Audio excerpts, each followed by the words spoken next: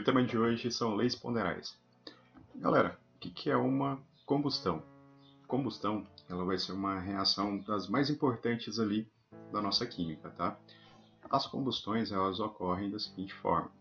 Eu preciso ter um material, vou colocar aqui, eu preciso ter um material que eu vou chamar ele de material combustível, eu preciso de um combustível, e eu preciso também de um comburente, que é o nosso oxigênio, tudo bem?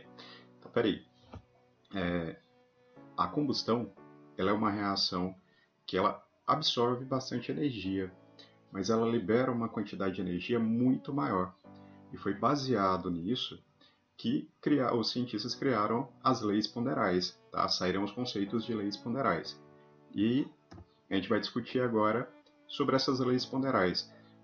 A primeira que eu quero falar para vocês é a lei de conservação das massas, que é uma lei criada por Lavoisier. O que Lavoisier dizia? Ele falava o seguinte, que na natureza nada se cria, nada se perde, tudo se transforma. Então Lavoisier, com a ajuda de uma balança de precisão, ele observou o comportamento de reações químicas em ambientes fechados. Tá? Um dos seus primeiros experimentos foi com mercúrio e oxigênio. Ele colocou mercúrio e oxigênio em um frasco e aqueceu, colocou em um forno para aquecer esse experimento, e ele observou a formação do óxido de mercúrio 2. Tá? Após essa observação, ele retira esse frasco e vai pesar essa substância. Quando ele pesa essa substância, ele nota que a massa se conservava. Então, mantendo a mesma massa que era do início até a massa que era no final. Tá? Então, não teve alteração. E aí ele conclui que em qualquer transformação química realizada em ambiente fechado, a soma das massas dos reagentes é igual à soma das massas dos produtos. Tá? Então, a sua massa final é igual à sua massa inicial. Nós temos alguns exemplos aqui. No caso da decomposição da água, se eu estou decompondo, eu tenho a água aqui com 16 gramas. Ela vai se separar, vai decompor em hidrogênio com 2 gramas e oxigênio com 16 gramas. Nota que do lado do seria os produtos aqui, eu teria 18 gramas, né, finais, da mesma forma que eu tenho as 18 gramas iniciais. Então, houve a conservação das massas. Agora, no caso da combustão completa do carbono, observe o seguinte, eu tenho 12 gramas de carbono, 32 gramas de oxigênio, que vai gerar para a gente um produto de 44 gramas de CO2. Se você somar 12 mais 32, você terá exatamente as 44 gramas iniciais, que serão iguais às 44 gramas finais. Então, essa é a lei de conservação das massas. Outra teoria das leis ponderais é a lei de Proust, ou lei das proporções definidas. O que ele dizia? Que as substâncias compostas elas possuem uma composição fixa. Tá? Então, Proust ele iniciou alguns estudos com a decomposição da água. O que ele fez? Ele fez um experimento onde possuía 4,5 gramas de água e ele notou que a sua decomposição gerava 0,5 gramas de hidrogênio e 4 gramas de oxigênio. Ele fez o experimento com mais quantidade de água, mais massa de água, 9 gramas.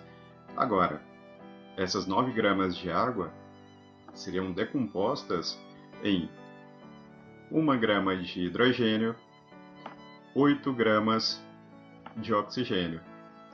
E aí eu teria mais um experimento onde eu comprovaria que 18 gramas de água gerariam 2 gramas de hidrogênio, 16 gramas de oxigênio.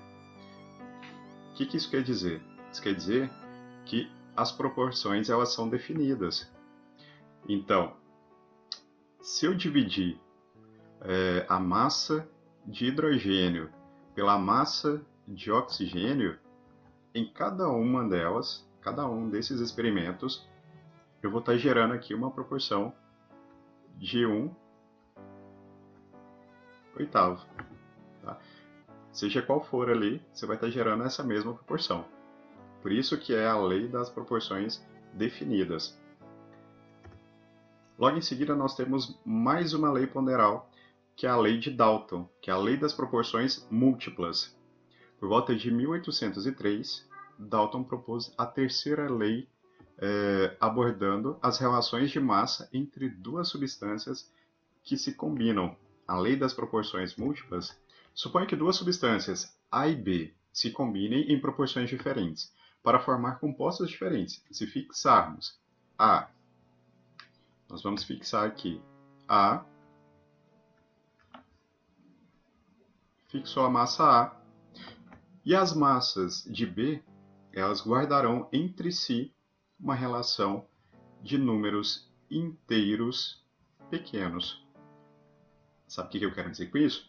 Eu quero dizer que eu estou fixando aqui nos meus experimentos a massa do nitrogênio,